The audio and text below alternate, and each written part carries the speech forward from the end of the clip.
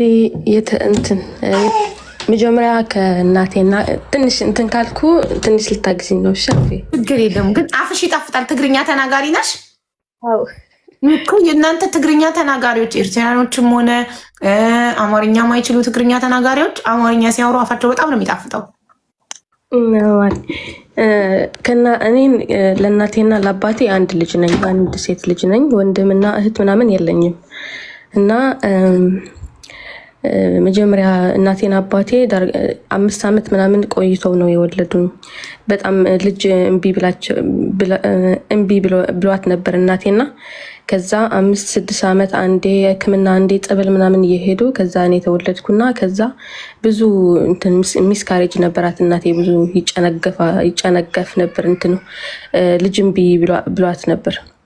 ከዛ እኔ ብቻ ያሳደጉ አባቴ ትንሽ እንትን ነበረ፣ ይሄ ወታደር ነበርና ከዛ ወደ ከነሱ ከወታደሮቹ ምናምን ይሄ ጦርነት ምናምን ሲጠናቀቅ ከነሱ ተጋጭቶ ወደ ሱዳን ሄደ።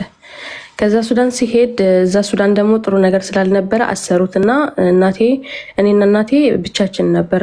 እሷ እየሰራች እኔ ተሳድግ ነበር ማለት ነው። ከዛ ትንሽ ስለነበረች በዛን ጊዜ 29 ምናምን ዓመቷ ነበር። 29 30 እንኳን አትሞላም ትንሽ ነበረች እና በቃ ቤተሰብ የእሱ እንትን አታቂም ይሞት ስለማታቂ በቃ አግቢ ምናምን ይሏት ነበር። ከዛ እሷ ደግሞ ለልጄ አንድ ልጄ በእንጀራ አባት አታድግም ምናምን ብላ እኔም ብቻ ዝም ብላ ታሳድግ ነበርና ከዛ ከ10 ዓመት ምናምን አባቴ መጣ። ሲመጣ ደግሞ በቃ አንድ ላይ ሆኑ። ከዛ ደግሞ ልጅ ፈተኑ ምናምን ግን እምቢ ያለ በቃ እኔ ብቻ ሆንኩ ማለት ነው። ከዛ 16 ዓመቴ ምናምን ያው ትንሽ የሀገራችን ነገር ጥሩ ስላልነበር ወደ ስደት ወጣው በ16 ዓመቴ እንደዚህ ተደብቄ ምናምን ማለት ነው። እነሱ አያውቁም። ከዛ እናቴ ታመመች በጣም። አንድ ልጅ አስቢው፣ አንድ ልጅ ደግሞ በዚህ በጥሩ ሁኔታ ምናምን አይደለም ብቻዋ እየሰራች ስለነበር በጣም ያው ብዙ ነገር አይታ ምናምን ነው ያሳደገችኝ እና እንትን ስል ስወጣ ደግሞ በሰሃራ ምናምን ነው በጣም በቃ እንትን ሆነች፣ ታመመች ምናምን። ከዛ ያው በሰላም ገባው ሱዳን ከጓደኛዬ ጋር ሴት ጓደኛ ነበረች እና አብረን ሄድን። ሱዳን ስንገባ 6000 ክፈሉ ተባልን። $6000 2016 ማለት ነው። ከዛ የእናቴ ወንድም ነበረና እሱ ከፈለ። ምንም ነገር እንዳታረጓት ብቻ ችግር የለውም እኔ ከፍላለሁ ምናምን ብለው ከፈለ። ከዛ አንድ ላይ ከሰፈር ልጆች ምናምን እንደ ሱዳን አንድ ላይ ነው የምትቀመጠው፣ 5-4 ሰው ምናምን አንድ ላይ። ከዛ አንድ ላይ ነበርና አንድ ልጅ ነበረ የሰፈር ልጅ። ከዛ ከሱ ያው እንደ ፍቅር እንኳን አይደለም 16 ስለነበርኩ ኖርማል የሰፈር ነገር አይደል። አብረን በዛ ሰዓት ለአንድ ወር ምናምን ስራ ጀምሬ ነበር፣ ይሄ ሬስቶራንት ምናምን። ከዛ እዛ ሬስቶራንት ያደርሰኛል፣ ምሽት ሲሆን ደግሞ ያመጣኛል ምናምን። በዛ እያወራን ምናምን ምንም ዲቴይል ነገር የለውም ግን ኖርማል ያው እንደ ፍቅረኛ ተሳሰብን። እሱ አልጠየቀኝም፣ እኔም እሺ ምናምን አልተባልንም። ጃስ እንደ ፍቅረኛ መተያየት ጀመርንና አብረን ሻይ መጠጣት ምናምን ጀመርን። ግን ትንሽ ስለነበርኩ በዛን ጊዜ የእውነት ፍቅር ምናምን ይመስለኝ ስለነበር በጣም በቃ እንደ ፍቅር ነው አክት ማድረገው። እሱም እንደዛ ነው። እሱ 17 እኔ 16 ነው የነበር ነው።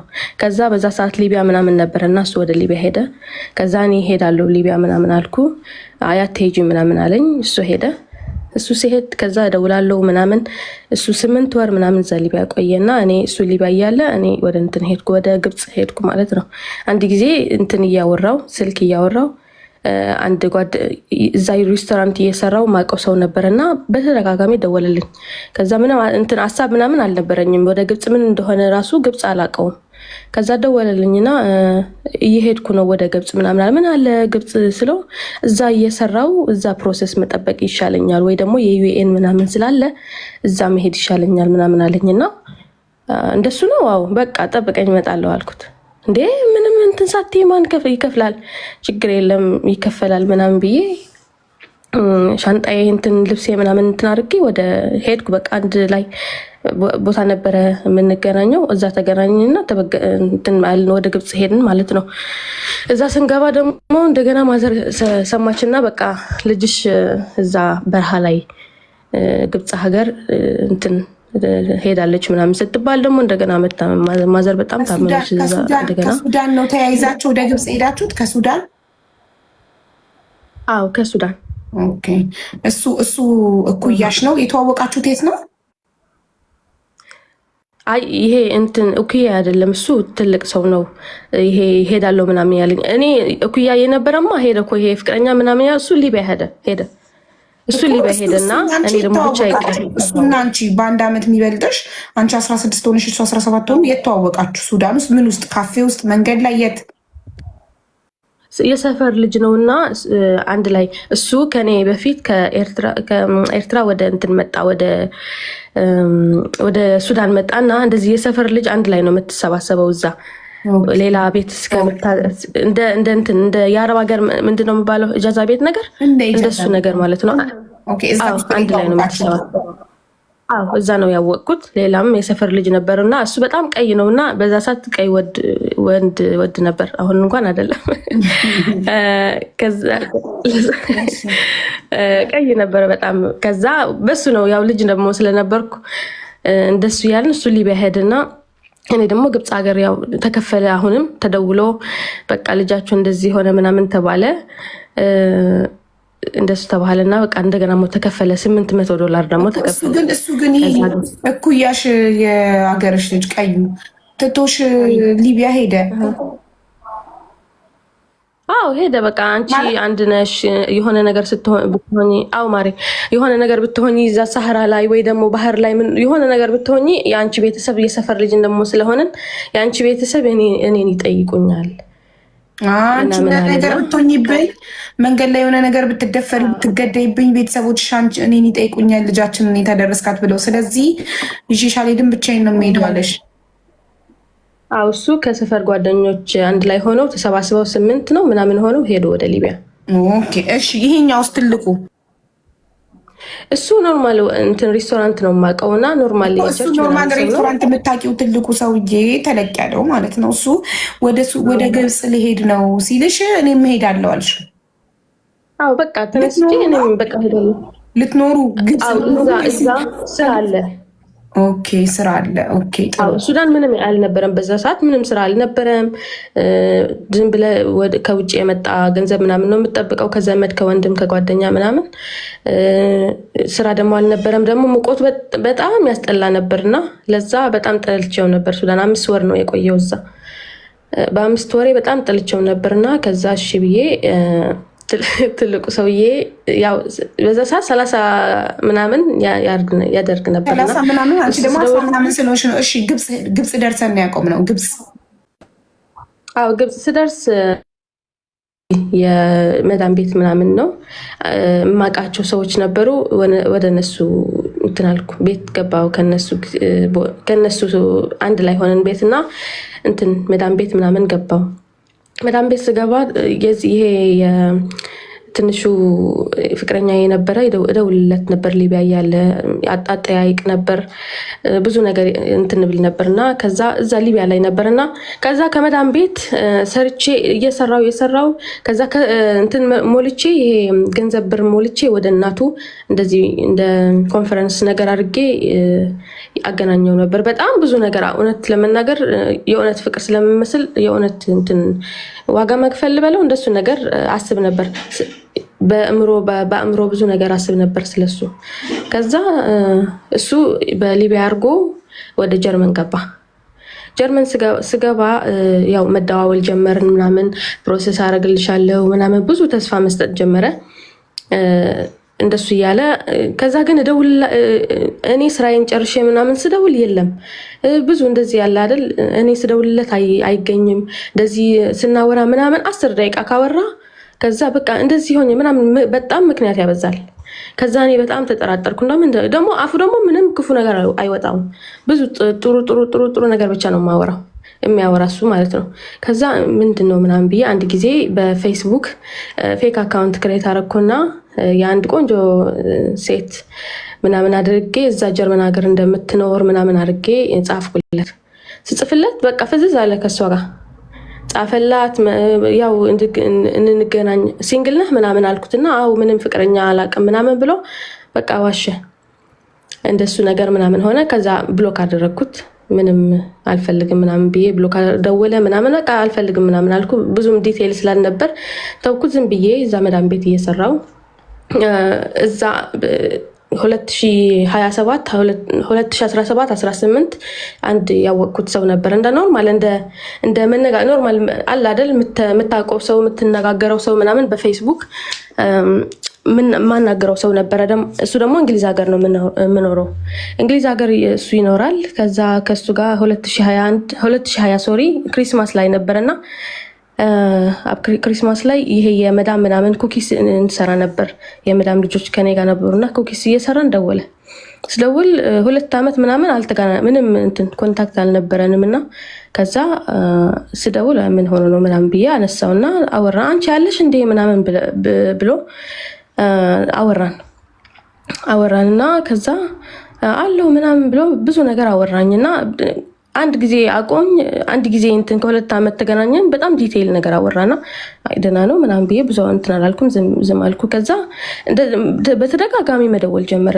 በተደጋጋሚ መደወል ከዛ እንደ ሱስ ነገር ሆነ። በቃ ይደውል ንጎ እንትን ጠዋት ተነስቶ ያኛ አይደለም እሱ ይሄማ ብሎክ አድርጌ ይሄ እኮ ብሎክ አደረኩትና ከዛ ሌላ በፌስቡክ ማውራት ነበር አይደል? እሱ ከሱ ምንም ነገር የለንም። ታዲያ ይሄኛው ለማምጣት ብቻ ነው ኩኪስ እየሰራሽ ለክሪስማስ ኩኪስ እየሰራሽ ከመሬት ተነስቶ የሚደውለው ቁጥርሽን ከየት አመጣ? ማን ነው እሱ?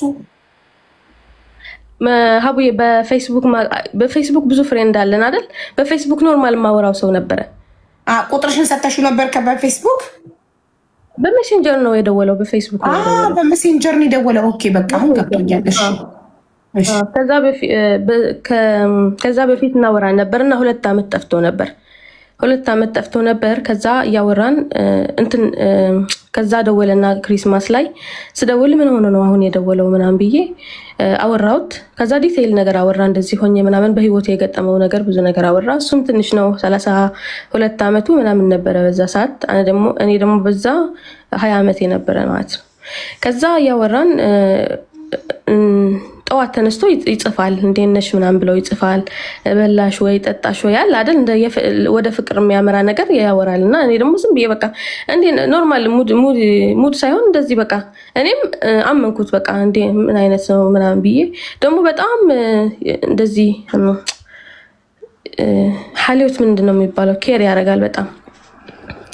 በጣም ኬር ያደርጋል ምናምን ይደውላል ምን ይላል። ከዛ አንድ ጊዜ ከአሰሪ ጋር በደሞዝ ተጣላንና የሚሰራው ቤት በጣም ትልቅ ቤት ነበረ። ወደ ላይ ሶስት ደርብ ነበርና ከዛ በጣም ገንዘብ ትንሽ ነበርና ከዛ 6000 ነበረ በዛ ሰዓት። ከዛ ምን አለችኝ እሷ ደሞዝ ወይ ጨምሪልኝ ወይ ደግሞ ወጣለሁ አልኳት።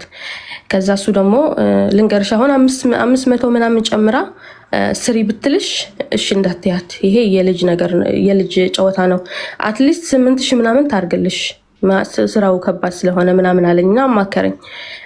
ከዛ እሺ ብዬ ለሱ እንትን አልኳት። 8000 ነው የምፈልገው ምናምን አልኳት። ነው አይ እንደሱማ አይሆንም አይዋጣኝም ባሌም ብሏል ምናምን አለችኝ። እሺ በቃ አይሆንም ብዬ ወጣው። ስወጣ ስራ አልነበረኝም። ከዛ እሱ መላክ ጀመረ ገንዘብ። ኧረ አልፈልግም እኔ በቃ እንትን እሰራለሁ ግን ትንሽ ስራ እስከሚያገኝ ግን አለኝ ገንዘብ ሴቭ ያደረኩት ችግር የለም ምናምን አልኩት። ዝም ብለው መላክ ጀመረ።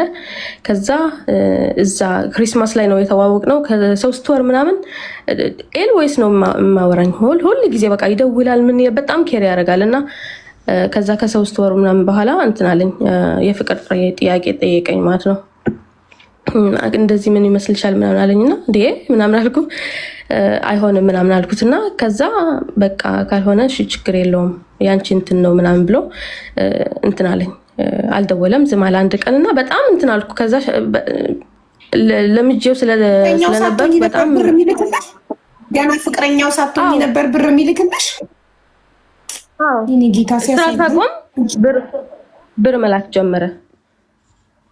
ከዛ 3 ወር ምናምን አንድ ላይ የወደፊት ሚስቴ ትሆናለች ብሎ በተስፋ ነው የሚልክልሽ ይባላል። ፍቅረኛው ሳትሆኚ እንዴት ብር ይልክልሻል? እሺ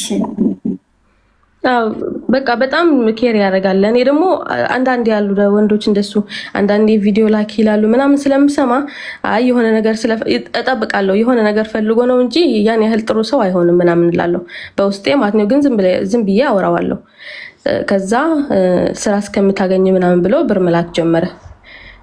ከዛ 3 ወር ምናምን ቆይቶ ደግሞ ለፍቅር ጠየቀኝ። የፍቅር ጥያቄ ምናምን አለኝና ከዛ በቃ ፕሊስ እኔ የሆነ እንደዚህ ጊዜ ማጥፋት ምናምን አልፈልግም ምናምን አለኝ። ከዛ አይ ምንም ሀሳቤ ላይ አልነበረም ምናምን ላስብበት እንኳን አላልኩም። እኔ እንትን አእምሮ ላይ ስለሌለ በቃ አይሆንም ምናምን አልኩትና እሺ ብሎ አንድ ቀን ጠፋ።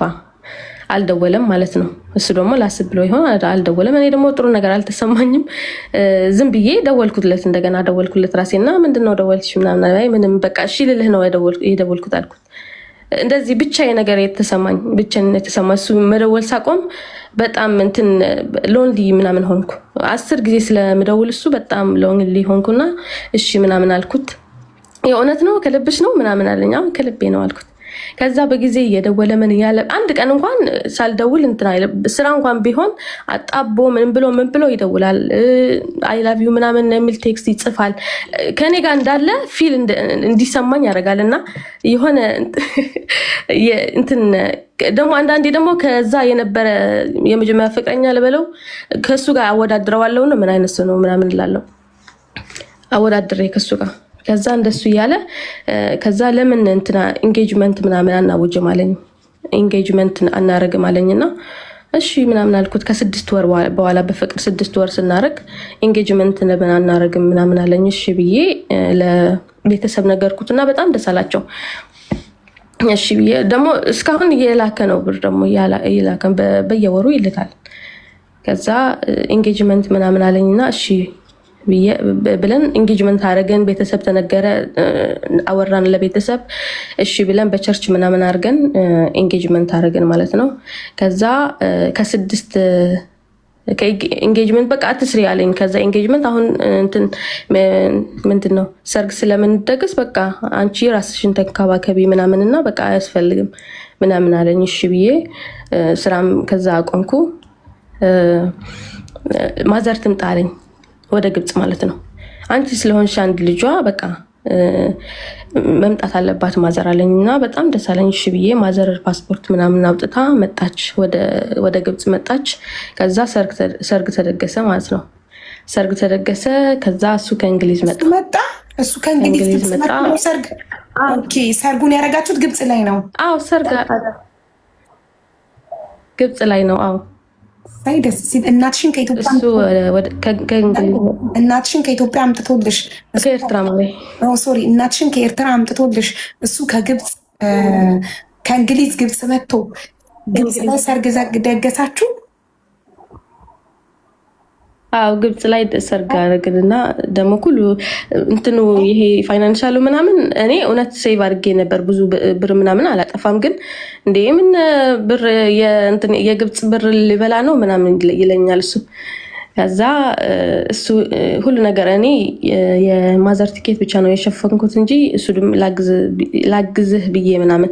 ከዛ እሺ ብሎ የሰርግ ምናምን ሁሉ ነገር ደገሰና ከዛ በቃ ፕሮሰስ ልጀምር ነው ምናምን ብሎ ሁሉ የሚያስፈልገው ዶኩመንት ምናምን ይዞ ወደ እንግሊዝ ሄደ ማለት ነው።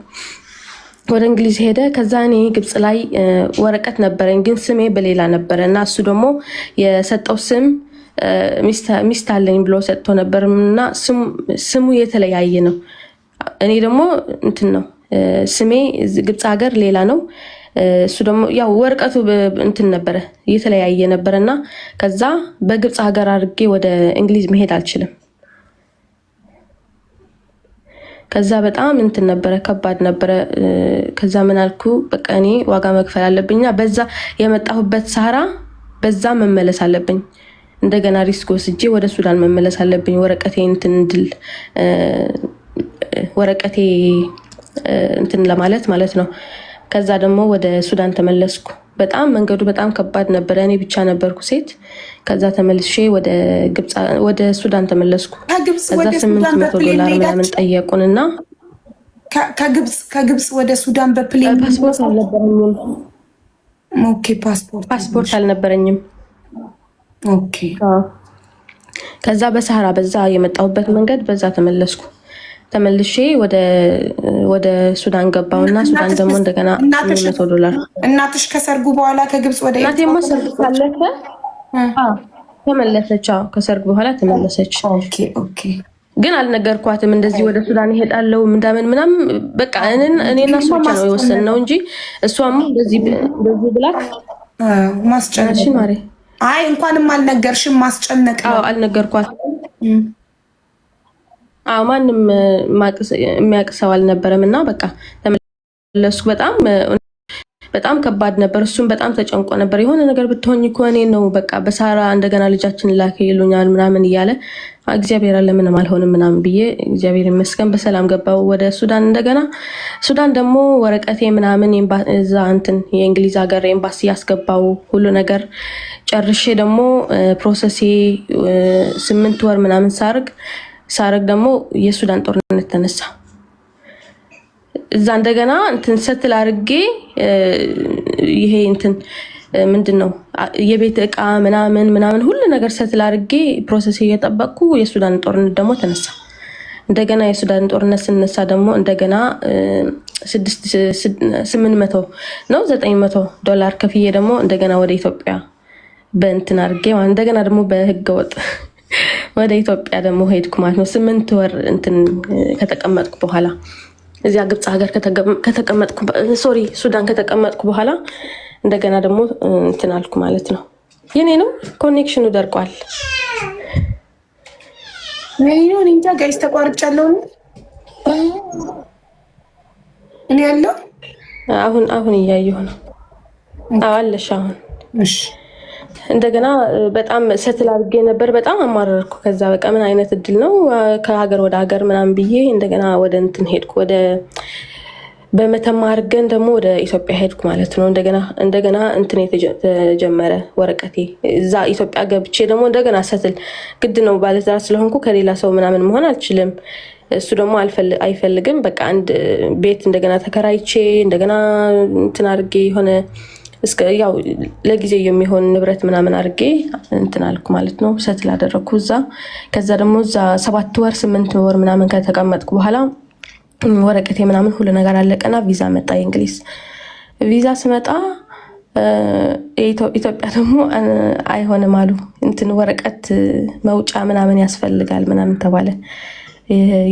የዩኤን እንትን ብለው ቆሞ ነበርና አይሆንም ምናምን ተባለና እንደገና ሰው ፈልገን ወይ ደግሞ ወደ ዩጋንዳ መሄድ አለብሽ አሉን። እንደገና 4ኛ ሀገር ወደ ዩጋንዳ መሄድ አለብሽ ምናምን ተባልኩና በቃ እሱ ደግሞ አይሆንም። ዩጋንዳ ደግሞ እንትን አለው ብዙ መንገዱ ምናምን እንትን ነው፣ ሪስክ ነው መንገዱ፣ በጣም ሪስክ ነው። ከዛ በቃ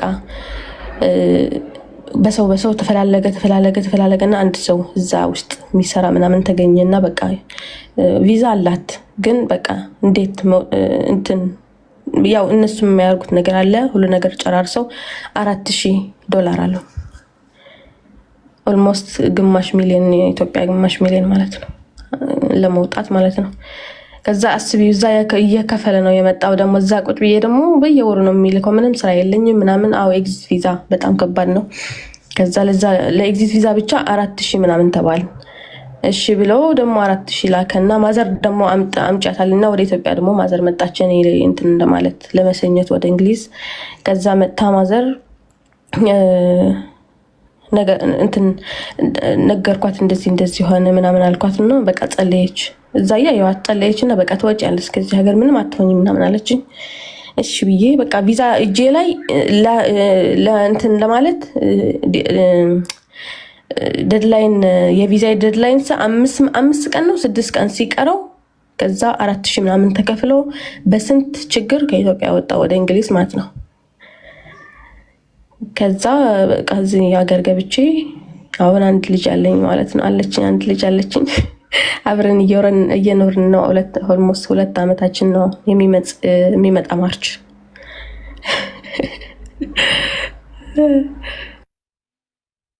እሳይ በጣም ደስ ይላል። በመጨረሻ ተሳክቶልሽ እንግሊዝ ገብተሽ ከምትወጁ ሰው ጋር አብረሽ ወልደሽ እየኖርሽ ስለሆነ በጣም ደስ ብሎናል። ደስ ይላል። በጣም መጨረሻ አምሯል። ደስ ይላል። እኔ ደግሞ የእሱ ሳክሪፋይስ በጣም ይገርመኛል። ማንም እንደነገርኩሽ እህት ወንድ ምናምን ማንም የለኝም እና እስካሁን በጣም ጥሩ ስለሆነ ፈጣሪ ወንድምና እህት ስለሌለሽ ካሳ እሱ ወንድምም እህትም ሁሉ ነገር እንዲሆንሽ ነው ይሰጠሽ። እንደዚህ አይነት መልካም ሰው ይሰጠሽ። እውነት ትዕግስቱ የከፈለው ዋጋ ብዛት መታደል እኮ ነው። ከፈጣሪ ነው የተሰጠሽ። ይሄ ገባሽ?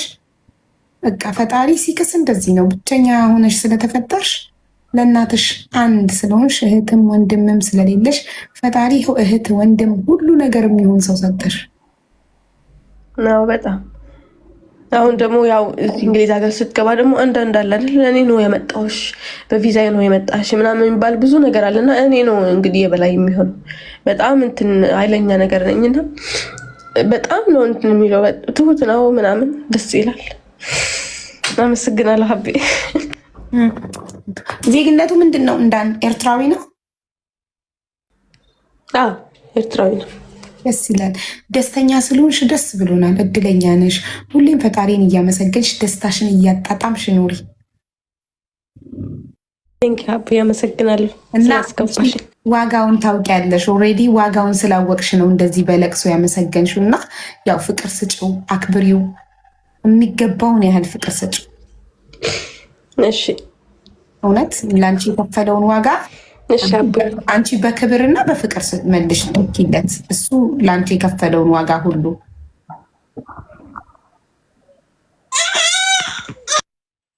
እና ደግሞ ሰው መሀላችሁ እንዳታስገቢ በፍጹም። ቴንኪው ብርቱካንዬ። ሰው መሀላችሁ እንዳታስገቢ። ማንም ሴት ጓደኛ ሆነ በአንቺም በሱም በኩል ጓደኛ መሀላችሁ እንዳታስገቡ። ምንም ነገር ይሄን የመሰለ ፍቅራችሁ እንዳይደፈርስ አደራ።